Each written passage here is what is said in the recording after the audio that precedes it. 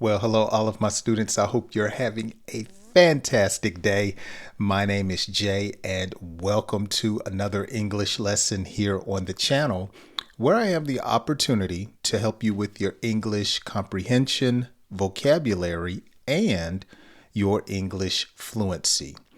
Now, if this is your first time on the channel, I primarily do that through the reading of stories. And today I have an intermediate level story that I am going to read, explain key vocabulary words and phrases, and then read at a faster pace at the end. Today's lesson will be a little upbeat, so it will help your English listening skills. Now, if you prefer a read and repeat lesson, I have plenty of those here on the channel.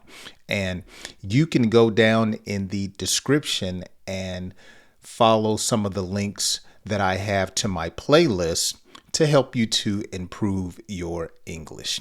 One of the lists or links that I have is one-on-one tutoring services. So if you would like to meet with me and schedule a time, you can do that at the link down below. Also, be sure to check out on Amazon my English workbook, and this will help you to organize, take notes, set weekly goals, as well as keep up with the information that I go over here on the channel. So there's a link down to that in the description, and it will take you to Amazon and they will deliver that. So let's get ready to dive into today's lesson, and be sure to pay attention because at the end of today's story, I will have a quiz to test your comprehension.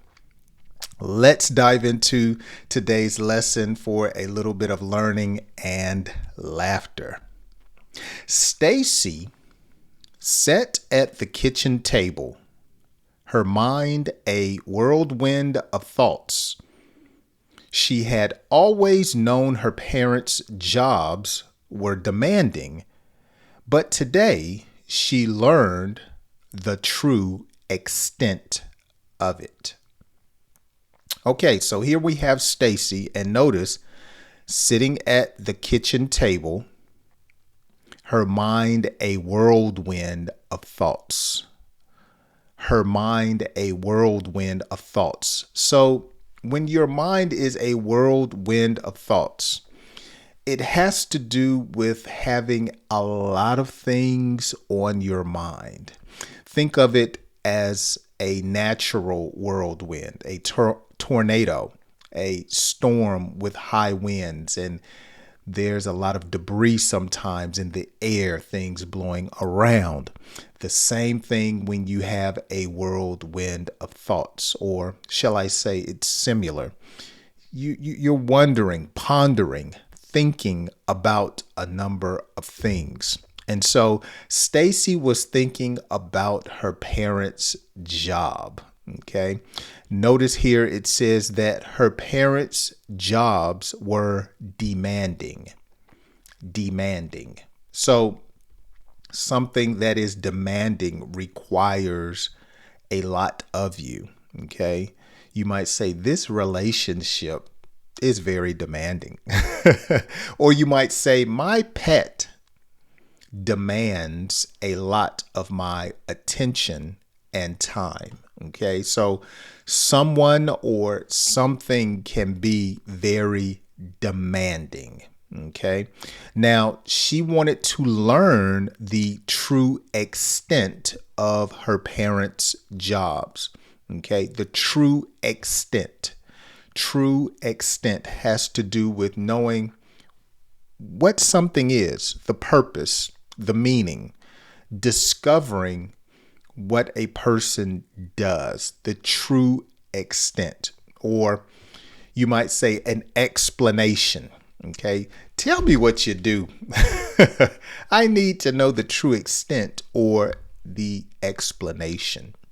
Now, this story kind of reminds me of a movie called True Lies, where it starred Arnold Schwarzenegger and Jamie Lee Curtis. And Arnold was a spy agent or an operative for the government, and his wife and kids did not know. They did not know the true extent of his job. Okay, he hid it from them until they learned the true extent of it, or they learned what he really did. Okay, so that was a funny movie called True Lies. Let's continue. Her mother, a retail manager at a busy or bustling department store, faced the challenge of balancing inventory, sales targets, and customer satisfaction. So let me get a sip of water here. My wife was watching the news the other day, and I overheard the journalist use the word bustling. She was describing a city that was busy. I can't remember what the story was about, but she said the bustling city. And so it made me think of this word that I use here quite often on some of my stories. Okay. A retail manager, someone who works in a store that sells things. So, a department store, a convenience store, Walmart, Target, Walgreens, Rite Aid. These are retail stores here in the United States. Okay. Now notice she faced the challenge of balancing inventory. Inventory. Inventory has to do with the goods of a particular store. Okay. So food, canned goods, cleaning products, inventory. All right. Customer satisfaction. So customer satisfaction has to do with meeting the customer's needs. So I hope my viewers are satisfied with my lessons. That's customer satisfaction. I speak slowly. I try to correctly pronounce words and explain phrases so my viewers are satisfied or have customer satisfaction. Stacy's father, a dedicated police officer, patrolled the city streets, often encountering risky situations to ensure the safety of others. Okay, so her mother was in retail and her father was a police officer. Now, I must say, I believe that being a police officer takes a special person, especially a good police officer. I knew when I was younger that that was not a career path that I was going to take. I knew it. I said, I am not going to be a police officer. I had a relative of mine who was actually not only a police officer, but he was in the Secret Service. And he's dead now, but he served back when Ronald Reagan was president. Oh, yes. And I remember in high school, I had a best friend whose father was a police captain. Yes. So being a police officer is, in my opinion, a very important career path for the community. Now, notice, as a police officer, he patrolled the city. Patrolled. Okay. So he had a route that he went around on. He probably went through this neighborhood, by this store. He went around, he patrolled. Okay. He observed closely what was going on. Okay. I just couldn't do it. I couldn't do it. Bless up to all of the police officers out there. You have my highest respect and regards, but I could not do it. I couldn't do it. As her mother prepared dinner, she spoke of the intricacies of managing a team and navigating the ever-changing landscape of retail. Intricacies, or the details, okay, or the special task, okay, detailed task or duties that she had to do, okay. It's a tough job, Stacy, her mother said, but the reward comes from seeing happy customers and a successful team. Later that evening, Stacy's father shared stories of his work, emphasizing the importance of integrity and compassion in law enforcement. Notice emphasizing. So he stressed, okay? He really talked about emphasizing. It's not just about catching the bad guys, he explained. It's about being a pillar of support for the community. A pillar of support. So that means to be a help, okay? To serve. As you would see with the police cars, it says to serve and protect, okay? Stacy marveled at her parents' dedication and resilience. She had always taken their efforts for granted, but now she realized the sacrifices they made to provide for their family and contribute to society. You guys are my heroes, she said, a newfound admiration shining in her eyes. Yeah, I believe kids should look up to their parents, especially when their parents are being productive members of society. Why look up to a celebrity when you have productive parents and examples right before you? Let's conclude the story. As she drifted off to sleep that night, Stacy felt a deep sense of pride and gratitude. She knew that her parents' hard work and values had shaped her into the person she was becoming.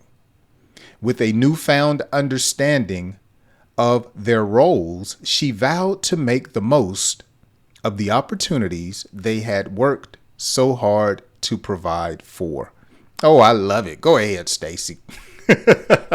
Stacy saw she had some great parents and basically said, I'm going to follow in their footsteps, and she appreciated them. So now what I want to do is read the same story at a faster pace. Okay, so I forgot to tell you at the beginning that you can read along with me as I have placed today's story in the description. So let's see if you can comprehend and follow me as I read at a faster pace on today's story. Stacy sat at the table, her mind a whirlwind of thoughts. She had always known her parents' job were demanding, but today she learned the true extent of it. Her mother, a retail manager at a bustling department store, faced the challenge of balancing inventory, sales targets, and customer satisfaction.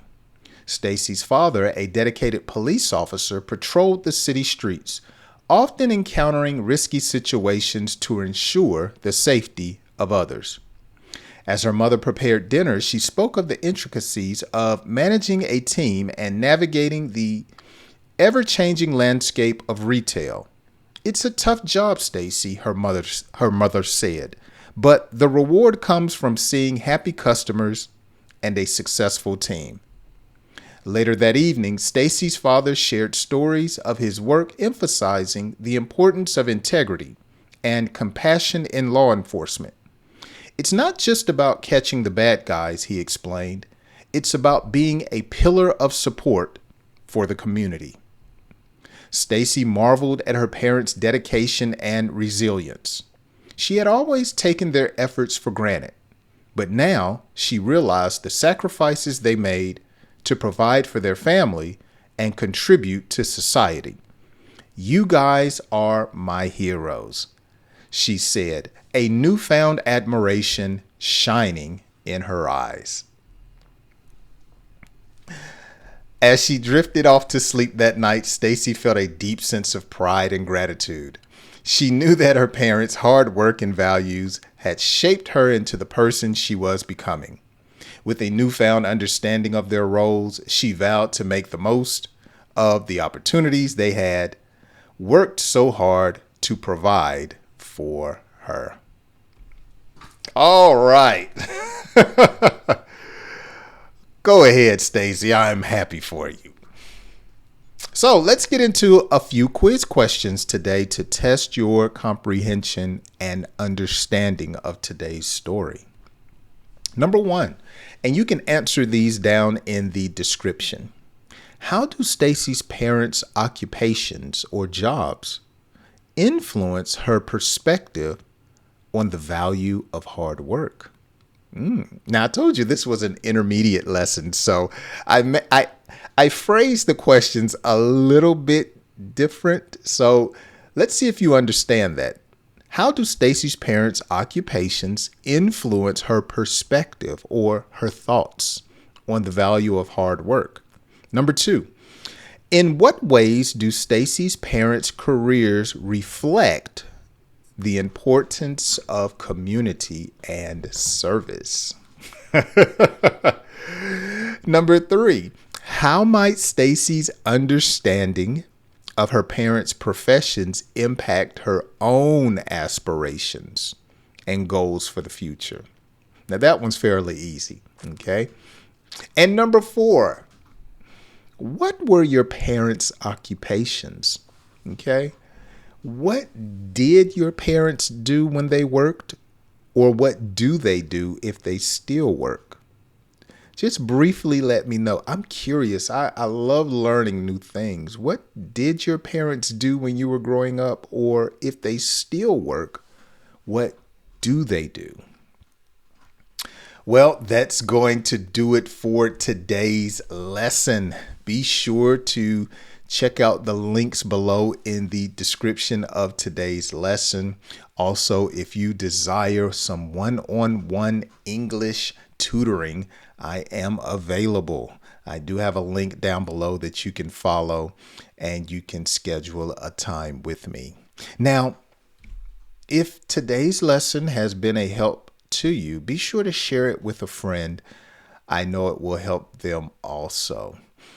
Be sure to join me on my next lesson, as well as my daily conversations, or shall I say weekly conversations, on my other channel, Parlay with Jay.